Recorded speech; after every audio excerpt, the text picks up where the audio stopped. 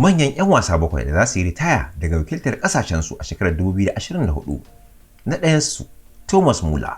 Ana sa ran ɗan wasa Thomas Muller zai zingine takalmansa daga wakiltar ƙasar Jamus a wannan shekara ta 2024. Hakan na zuwa ne bayan rashin nasarar ƙasar ta yi a hannun ƙasar Spaniya a gasar cin kofin nahiyar Turai. Ɗan wasa Muller mai shekaru 34 da haihuwa ya buga wa ƙasarsa wasanni 131 inda ya ci mata ƙwallaye 45.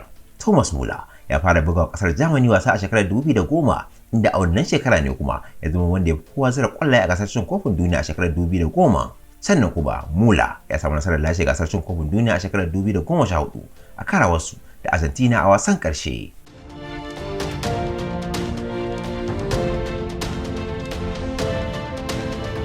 Na biyu, Olivier Giroud. Ɗan wasan gaba na ƙasar Faransa mai shekaru 37, Olivier Giroud shi ma na ɗaya daga cikin manyan 'yan wasan da ake sa ran za su yi ritaya daga wakiltar ƙasashensu a shekarar nan ta 2024. Giroud, wanda ya samu wakiltar ƙasar Faransa sau 131, ya samu damar zira ƙwallaye 57, ya kuma samu nasarar lashe kofin duniya a shekarar 2018, sannan kuma ya lashe kofin ƙalubale na nahiyar Turai wato Nations League a shekarar 2021.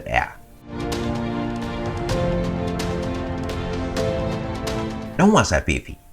Rikakken ɗan wasan baya na ƙasar Portugal Pepe mai shekaru 41 ya yi bankwana da magoya baya a wasan da ƙasar Portugal ta yi rashin nasara a hannun Faransa a bugun daga kai sai mai tsaron gida. Pepe, wanda ya zama ɗan wasa mafi tsufa da ya taɓa buga gasar cin kofin nahiyar Turai, ya ayyana wakiltar ƙasarsa ta Portugal a wannan shekara bayan ya fafata wasanni 141, ya samu damar zira ƙwallaye 8. Pepe ya samu nasarar lashe kofin nahiyar Turai a shekarar 2016, sai kuma kofin ƙalubale na nahiyar Turai wato UEFA Nations League a shekarar 2019.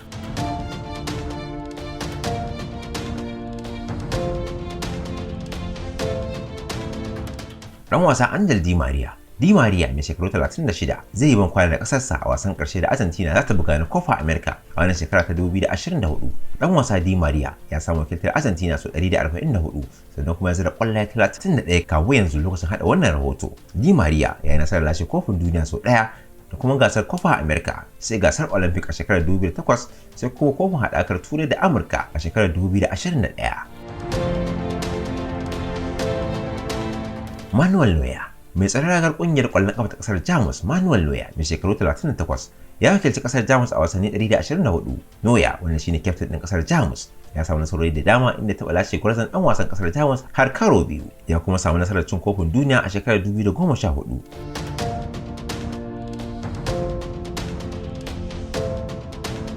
Luka Modric mai shekaru 38 shi ma ana sa ran zai dakata daga wakiltar ƙasarsa a wannan kaka bayan shafe shekaru sama da 17 yana fafata ƙasar Croatia wasanni, inda ya buga wasanni sama da 170 da kuma zira ƙwallaye 26. Luka Modric, wanda shine jagoran ƙungiyar ƙwallon ƙafa ta ƙasar Croatia, ya kai ƙasarsa matakin wasan ƙarshe na cin kofin duniya a shekarar 2018 sai dai ba su samu nasara ba, inda Faransa ta doke su da ci 4-2. Na bakwai, Robert Lewandowski, jagoran kungiyar ƙwallon ƙafa ta ƙasar Poland mai shekaru 35, shi ma zai dakata da wakiltar ƙasar Poland tun bayan da ya fara fitowa a matsayin ɗan wasan baya a shekarar 2008, inda daga bisani Lewandowski ya kuma ɗan wasan gaba, inda kuma ya samu nasarar zira ƙwallaye 82 a wasanni 52. Wannan kenan, fatan za ku yi mana subscribe, ku danna ƙararrawa domin ci gaba da samun makamantan irin wannan labarai. Mun gode.